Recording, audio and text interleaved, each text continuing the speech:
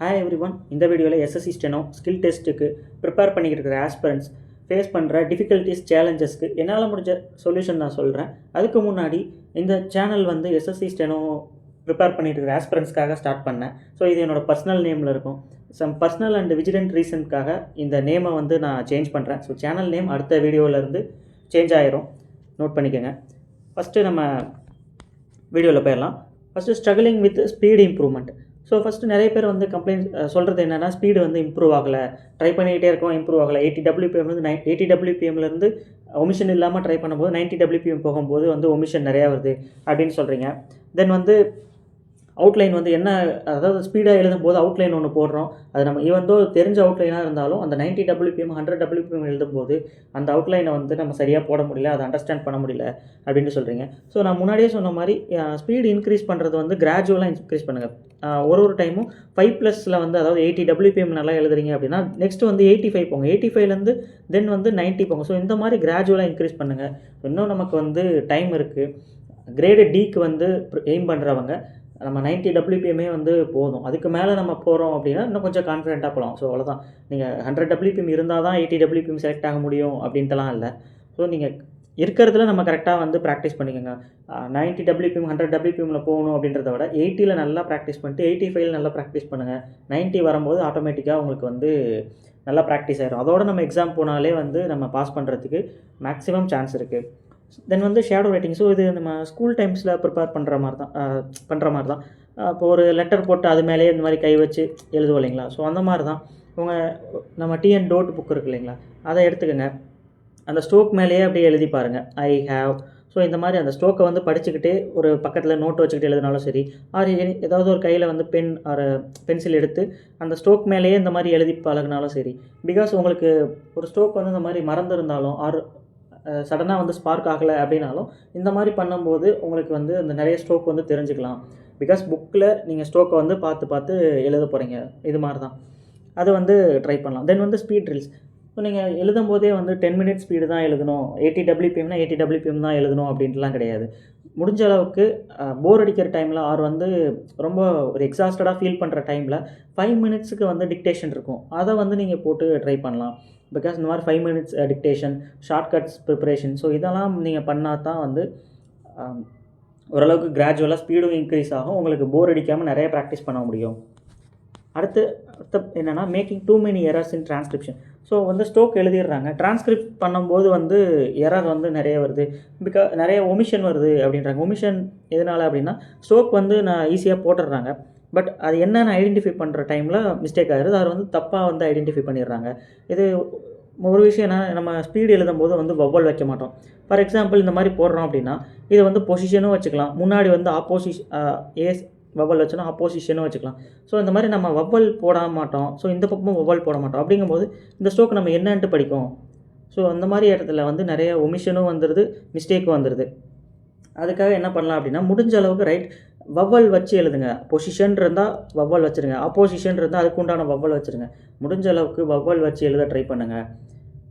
அதனால் அப்படி பண்ணிங்கனாலே பாதி மிஸ்டேக்கை வந்து நம்ம கண்ட்ரோல் பண்ணிடலாம், ஒமிஷன் மிஸ்டேக்ஸை. தென் வந்து ஒரு ஒமிஷன் வருது, உங்களுக்கு தெரியாத ஒரு அன்னோன் வேர்டு வருது அப்படின்ற இடத்துல அந்த இடத்த வந்து நீங்கள் பிளாங்காக விட்டுருங்க.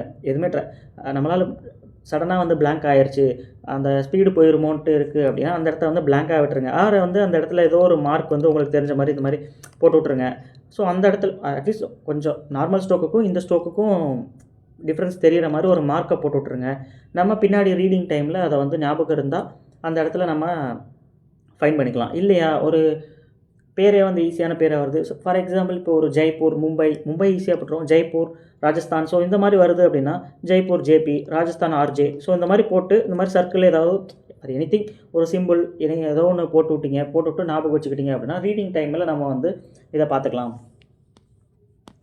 அடுத்து என்னென்னு பார்த்தீங்கன்னா, missing word during dictation. So இது நான் முன்னாடியே சொன்ன மாதிரி டிக்டேஷன் அப்போ உங்களுக்கு வந்து ஒமிஷன் பண்ணிட்டீங்க, ஆர் வந்து அந்த ஸ்பீடை வந்து ஒரே இதில்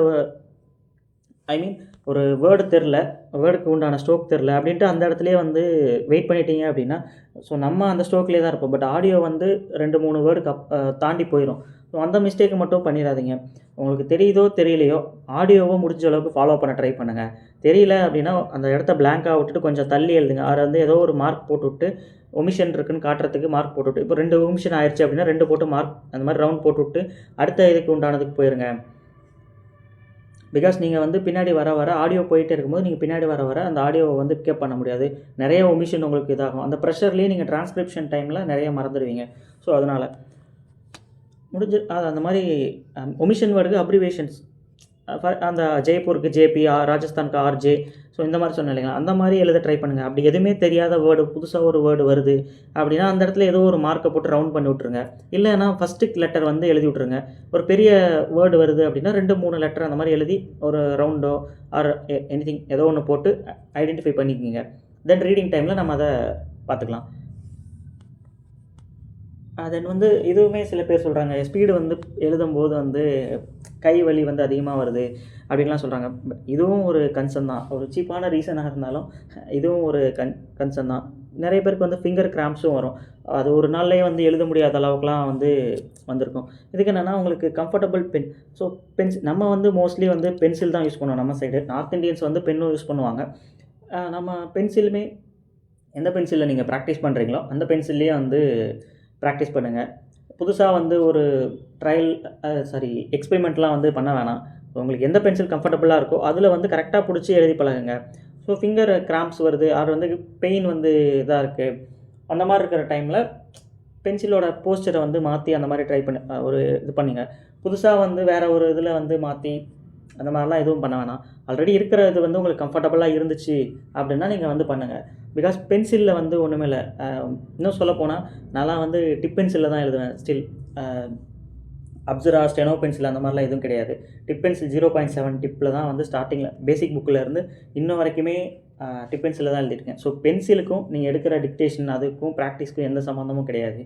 ஸோ பென்சிலில் எதுவும் இல்லை. நீங்கள் கொடுக்குற ப்ரெஷர், உங்கள் க்ரிப்பு, ஸோ இதில் தான் மேட்டர் இருக்குது. அதை நீங்கள் கரெக்டாக பண்ணிட்டீங்க அப்படின்னாலே எந்த பென்சிலாக இருந்தாலும் வந்து நம்ம ஈஸியாக எழுதிடலாம். அந்த மொக்கு வந்து உடையாமல் நம்ம எழுதிடலாம். தென் வந்து ரொம்ப உங்களுக்கு எக்ஸாஸ்டடாக ஃபீல் ஆச்சு, கை ரொம்ப வலிக்குது அப்படின்னா பிரேக் எடுத்துக்கோங்க. அந்த பிரேக் எடுக்கிற டைமில் என்ன பண்ணுங்கன்னா, நம்ம டிஎன் நோட் புக்கில் ஷார்ட்கட்ஸ் இருக்கும். ஸோ அதை வந்து நம்ம அந்த மாதிரி பார்த்துக்கிட்டே அப்படி கையிலேயே விளம்பி பாருங்கள். அதுவுமே உங்களுக்கு வந்து ஒரு ப்ராக்டிஸாக இருக்கும். கைக்கும் ப்ராக்டிஸ் விட்ட மாதிரி இருக்கும். நீங்களும் வந்து அந்த டைமை வந்து ப்ராக்டிஸ்க்காக யூட்டிலைஸ் பண்ணிக்கிற மாதிரி இருக்கும். அடுத்து வந்து நெர்வஸ்னஸ். ஸோ இது வந்து அந்த ஆங்ஸைட்டினால தான் வந்து நிறைய பேருக்கு வந்து மிஸ்டேக் வந்து வரும். பிகாஸ் ஒரு ஸ்பீடு வருது, அடுத்து என்ன வரும்ன்ட்டு அந்த ஃபியர்லி ஒரு ஸ்பீடு வந்து கெட் ரெடி ஸ்டார்ட் அப்படின்னு சொல்லும் போதே நிறைய பேருக்கு வந்து ஹார்ட் பீட்டு ரைஸ் ஆகும். ஸோ அந்த மாதிரி இதெல்லாம் வந்து அவாய்ட் பண்ணணும் முடிஞ்ச அளவுக்கு. ஸோ அதுக்கு நிறைய ப்ராக்டிஸ் பண்ணிக்கிட்டே இருங்க. வீட்டில் இருக்கிற மாதிரியும் ஸ்கில் டெஸ்ட்லேயும் இருக்கணும். அப்படியே அந்த காம் மைண்ட் செட்டோடு இருந்தீங்கன்னா மட்டும்தான் அந்த 10 நிமிஷம் வந்து நம்ம முடிக்க முடியும். தென் வந்து ஓவர் திங்கிங். ஒரு ஈஸியான ஸ்பீடே வருது. நம்ம வந்து எஸ்எஸ்சி இப்படி கேட்பாங்க, எஸ்எஸ்சியோட ஸ்டாண்டர்டே வந்து ஹை லெவலாக இருக்கும்.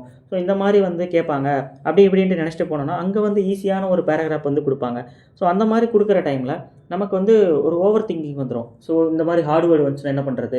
இப்போ அக்ரிகல்ச்சர் அப்படின்னு வந்துச்சுனாலே அக்ரிகல்ச்சர்ன்றது ரொம்ப ஈஸியான topic. Agriculture, industries, development, so இந்த மாதிரிலாம் வந்துச்சு அப்படின்னா அடுத்து வந்து என்ன வரும், அடுத்து இப்படி வந்துருமா, அடுத்து அப்படி வந்துருமான்ட்டு ரொம்ப திங்க் பண்ண ஆரம்பிச்சிடுவீங்க. ஸோ ரொம்ப கஷ்டமாக இருந்தாலும் நமக்கு திங்கிங் ஓடிட்டு இருக்கும், ரொம்ப ஈஸியாக இருந்தாலும் திங்கிங் ஓடிட்டு இருக்கும்.